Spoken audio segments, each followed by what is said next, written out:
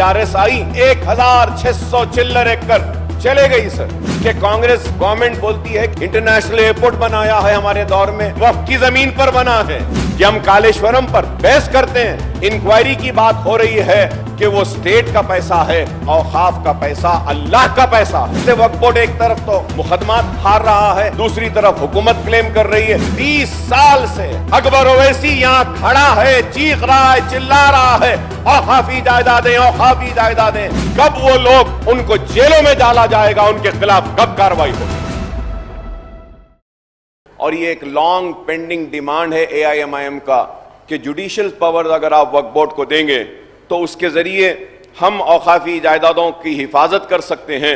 Waqf board is fighting, honourable speaker sir, almost 4000 cases in various courts and Waqf tribunal sir, and most of the cases sir, इसमें Waqf board जो लड़ रहा है government के खिलाफ लड़ रहा है। तो इसके लिए मैं बार बार sir, almost for the last 25 years I've been screaming, shouting about the protection of waqf property. Sir, one thing which is required and needed is that sir कि हम एक रेवेन्यू ऑफिशियल, रेवेन्यू मिनिस्टर साहब, वक्फ board के officials एक meeting कर सकते हैं sir. Meeting कर देख सकते हैं, पता कर सकते हैं कि कौन से गवर्नमेंट लैंड्स है, क्यों गवर्नमेंट लैंड्स है, और ये क्यों वक्फ बोर्ड अपनी लैंड बोल रही है। we can reach to some settlement at least.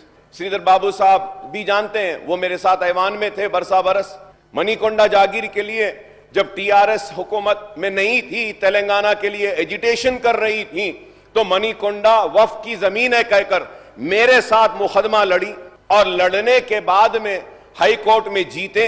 मैं भी था उसमें, और टीआरएस पार्टी भी थी, और तेलंगाना बना। तेलंगाना बनने के बाद तेलंगाना के इख्तिदार पर टीआरएस आई, सुप्रीम कोर्ट में केस गया, और वो टीआरएस जिसने मणिकोंडा के लिए वक्फ की जमीन है कहकर मुकदमा लड़ी, वही टीआरएस गवर्नमेंट सुप्रीम कोर्ट में ये कहकर लड़ी कि नहीं, ये गवर्नमेंट लैंड है।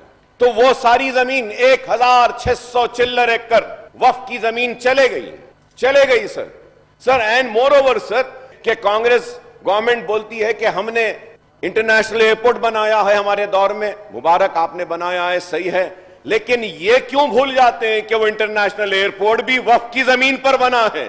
हजरत बाबा शरफुद्दीन साहब की पहाड़ी पर बना है, वक्फ की जमीन है।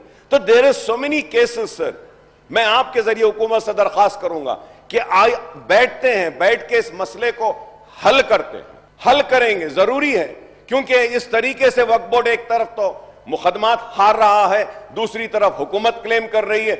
मुझे खुशी है कि हम कालेश्वरम पर, मेडीगड्डा पर बहस करते हैं और बोलते हैं कि हमारे पैसे हैं जो लगे हैं उसमें करप्शन हुआ और प्रोजेक्ट सही नहीं हुए, इंक्वायरी की बात हो रही है और कसूरवारों को सजा देने की बात हो रही है। मगर ये मैं कहूंगा कि वो स्टेट का पैसा है, तो औकाफी जायदादों की तबाही, औकाफ का पैसा अल्लाह का पैसा है, ऑलमाइटी का पैसा है।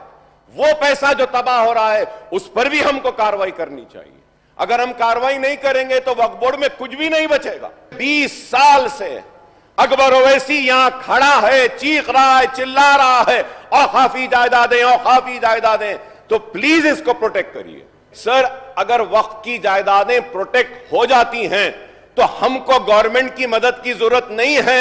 वक्फ करने वालों ने तालीम के लिए वक्फ किया है, वक्फ करने वालों ने बेवाओं के लिए वक्फ किया है, वक्फ करने वालों ने बीमारों के लिए वक्फ किया है, वक्फ करने वालों ने मक्का और मदीना के लिए भी वक्फ किया है, वक्फ करने वालों ने इल्म के लिए भी वक्फ किया। हमारे मुतालबे पर सीबीसीआईडी की इंक्वायरी का ऑर्डर दिया था साबिका चीफ मिनिस्टर साहब ने। तो मैं जानना चाहता हूं कि सीबीसीआईडी की इंक्वायरी की रिपोर्ट कब टेबल होगी, इंक्वायरी कब मुकम्मल होगी, कब वो लोग जो औकाफी जायदादों को लूटे हैं उनको जेलों में डाला जाएगा, उनके खिलाफ कब कार्रवाई होगी। हम चाहते हैं कि वो लोग जिन्होंने औकाफी जायदादों को लूटा है, तबाह किया है, बर्बाद किया है, उनको भी सजा देनी चाहिए।